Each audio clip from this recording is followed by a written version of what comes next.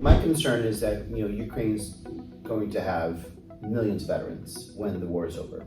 Ukraine should be one of the countries that actually moves and moves faster when it comes to innovative therapies, when it comes to PTSD and other types of therapies.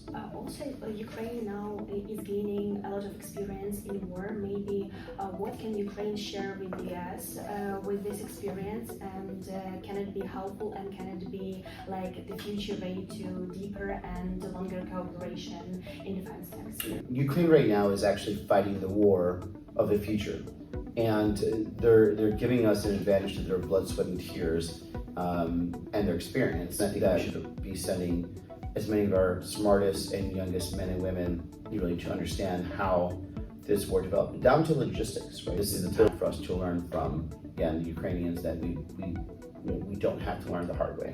After the war ends, we will have a lot of veterans. And do you see any potential in cooperation between US and Ukraine in this sphere? I've said I think we should be offering our lessons learned from dealing with our veteran population. The worst thing you could do is come back from war and have no goals and have no direction.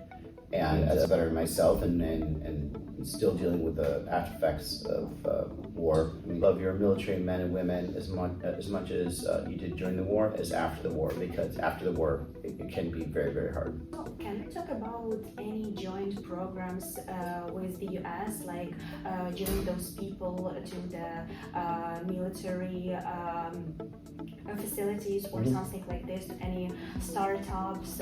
It'd be absolutely absurd, after all the investment that the United States has done with our taxpayer dollars, for us not to take advantage of that, to actually have joint cooperation, joint development of lessons learned, and help really build up the really military industry here in this country.